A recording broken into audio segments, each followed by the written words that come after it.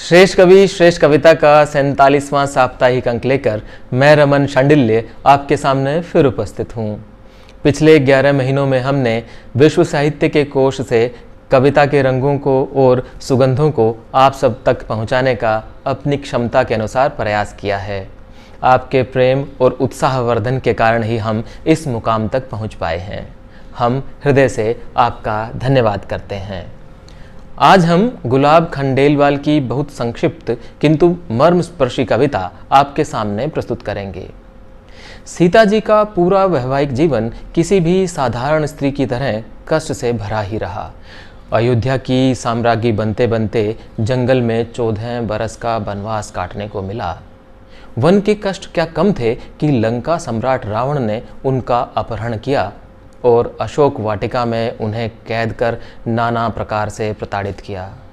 रावण का वध हुआ, लेकिन पिया मिलन को आतुर सीता को लेने राम स्वयं नहीं आए।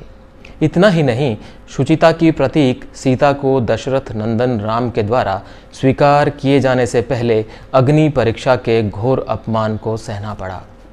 और इतने सब के बावजूद अयोध्या की रानी सीता को फिर से निर्वासन ही मिला, और वह भी बिना किसी कारण।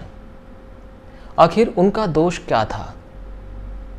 गुलाब खंडेलवाल जी की इस कविता में सीता एक देवी के रूप में नहीं बल्कि एक पारंपरिक भारतीय नारी के रूप में हमारे सामने है। यह कविता जहां एक तरफ सीता जी का अपने मायके के प्रति मोह एवं स्नेह दर्शाती है, वहीं यह माता सीता का अपने पति राजा राम के प्रति प्रेम और समर्पण भी रेखांकित करती है। इस कविता में सीता जी अपने पति मर्यादा पुरुषोत्तम राम को सूक्ष्म रूप से उल्हाना भी दे रही हैं कि सारे प्रेम और समर्पण का उन्हें क्या सिला मिला, क्या फल मिला। आधुनिक समाज के नारीवादी हो सकता है इस कविता की कोमल भावनाओं को स्वीकार न करें और कहें कि सीता जी को अपनी अस्मिता पर प्रहार स्वीकार न करते हुए इसका प्रतिकार करना चाहिए था। किंतु चश्मे के शीशे का कोण थोड़ा बदल कर देखें तो सीता जी इस कविता में एक सशक्त स्त्री के रूप में उभर कर आती हैं। इस सुंदर सी कोमल सी कविता को हमारे आपके लिए लेकर आ रही हैं आप सबकी सुपरिचित नुपुर शर्मा। पंजाब विश्वविद्यालय में अंग्रेजी साहित्य में MA MPhil नुपुर हिमाचल प्रदेश की सुरम्य वादियों में अंग्रेजी की अध्यापिका हैं। तो आइए उनकी मधुर आवाज में सुने गुलाब खंडेलवाल जी की यह सुंदर काव्य रचना। श्रेष्ठ कवि श्रेष्ठ कविता के सभी दर्शकों को नुपुर शर्मा का नमस्कार। आज मैं गुलाब खंडेलवाल जी की रचना सीता वनवास के गीतों में से एक गीत आप सबसे साझा करूंगी, जिसका शीर्षक है नैय्य संवाद जनकपुर जाए। इस गीत में सीता जी की भावनाओं का बहुत ही मार्मिक उल्लेख किया गया है, जिसमें वे अपनी पीड़ा की खबर जनकपुर नहीं पहुंचने देना चाहती।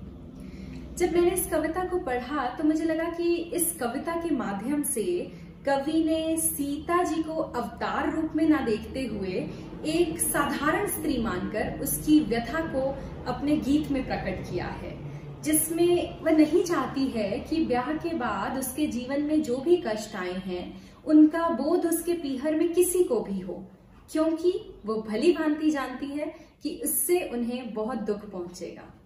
तो लीजिए, प्रस्तुत है नैय्य संवाद जनकपुर जाए। सीता जी श्री राम से कह रही हैं, नैय्य संवाद जनकपुर जाए नाथ, मुझे सब वहां आपकी दासी ही बतलाएं। क्या फिर दुगनी व्यथा न होगी यदि अभियुक्त बने अभियोगी? क्या फिर दुगनी व्यथा न होगी यदि अभियुक्त बने अभियोगी? मैंने तो भोगी सो भोगी, आप न अश्रु बहाएं। पूछेंगे जब वहां नारी नर, पूछेंगे जब वहां नारी नर, अग्नि परीक्षा भी देने पर सीता क्यों दोषी, तो उत्तर क्या देंगे बतलाएं।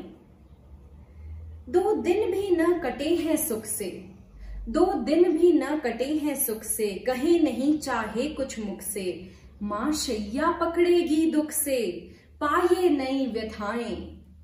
नैय्य संवाद जनकपुर जाए नाथ, मुझे सब वहां आपकी दासी ही बतलाएं। धन्यवाद।